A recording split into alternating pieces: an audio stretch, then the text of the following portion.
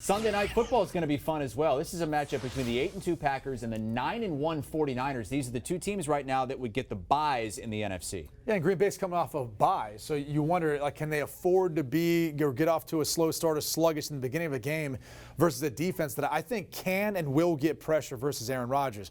The question then becomes, will he be able to make enough plays in the passing game and buying time with his legs, and will they be able to run the football well enough to be able to negate some of the pressure that I think he's going to receive? And then on the flip side, can Jimmy Garoppolo put up enough points if he's demanded to? But I don't know if he's going to have to, because this Green Bay Packers defense has struggled to stop the run this year, Pete.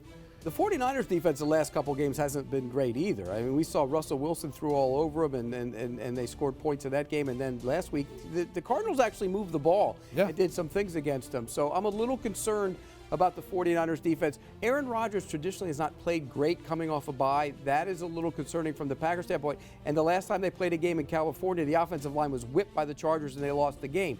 They partied that week, remember? That was the whole thing, and Rodgers said... Not as much to do in San Francisco, right? No, but right, yeah. You just came off your bye week, get enough party to do it. Hopefully they did. But if you're going to give me Rodgers against Garoppolo, I don't care about the defenses. I'll take Rodgers in this game plus the points. This is one where I'm concerned about the slow start. I do think the San Francisco team's for real. And so I'm actually going to go ahead and take the 49ers at home. You talked about the past couple weeks, their defense struggling versus Seattle and then Arizona. 1, 2 divisional opponents, and two quarterbacks that are kind of sneaky athletic, right, moving around, making plays with their legs. Rodgers is pretty sneaky getting outside the pocket. He is, and that's something that I think he's going to have to do in this game. I'll be curious to see if he does it enough, but I'm taking San Francisco. However, 3 points, to me, it's a little bit too much. I think this is going to be 1 point game? 1 point, 2 point game, something where it's that close of a game in this one. I think Rodgers wins this game. The only concern I have from that standpoint, will the 49ers run? You mentioned the Packers run defense. It's been a problem all year long. If they could consistently run the ball, then 49ers have a good chance to win. But I think they're going to do some things differently here to try and choke off that run. And I do think that they're going to find a way to limit that run game a little bit. The one thing I want to see out of this game, if Green Bay does indeed end up winning, is a complete game, all 4 quarters, all 3 phases. That's the thing about Green Bay, is as good as they've been this year, we really haven't seen it, where you just thought that was a dominant performance, all 3 phases, the entire game. If that's the case for this game, San Francisco's going to lose. At Dallas, I don't know that it's going to happen. At Dallas, they ran the ball. The way they finished, Dallas kind of in the back door towards the end. Yeah. But I think Green Bay will find a way here with Rodgers. He's the better quarterback. Garoppolo isn't in that class yet. They get pressure on him, look out, because Garoppolo, it seems like at times, especially under duress, which most quarterbacks, but the variance between when he's got a clean pocket versus when there's pressure on him, that's 2 different stories. This is an enormous game in the NFC playoffs. It really is. We kind of nitpick on the Green Bay Packers, but they try to get to 9-2 with a win here. They haven't been 9-2 since 1966, when they won the very first Super Bowl against the Chiefs. You think of all the great teams they've had since then, all those great Brett Favre teams in the 90s and early in Aaron Rodgers' career. They haven't been 9-2 since, over 50 years. It's shocking to hear that stat, but it also bodes for my theory on how this game's going to go with San Francisco winning and Pete being wrong. So I'll gladly sign on to that. You're wrong. You're entitled to your wrong opinion. History tends to repeat itself, Pete.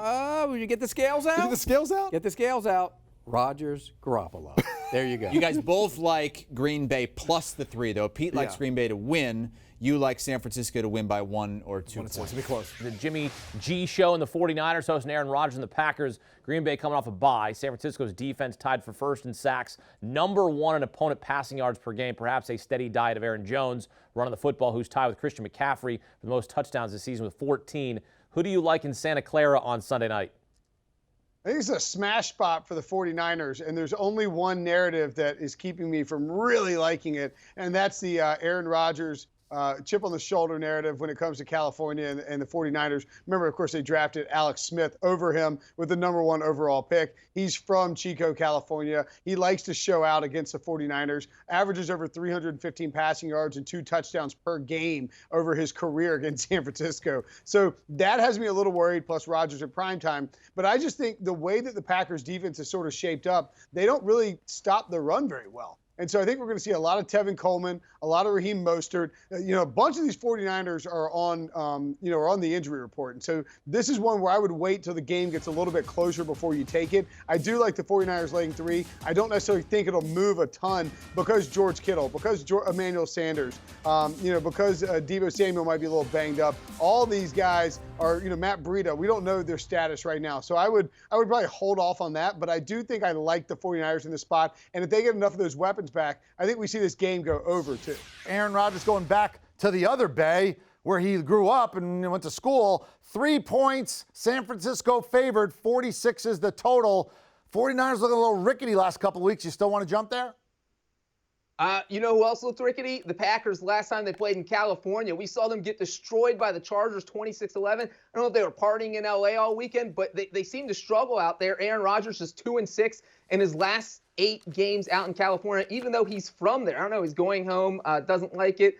I don't know what to say. Also, one weird connection here is that Matt LaFleur's brother is the passing game coordinator for the 49ers. Matt LaFleur was coached with Kyle Shanahan on 3 different coaching staffs over 8 years. So there's a lot of connections here. I think the 49ers are really familiar with the Packers and what they're going to do on offense. And so I think the 49ers defense is going to eat the Packers alive. I like the 49ers with the points, and I'll even say that I think the 49ers are going to win this game by at least a touchdown.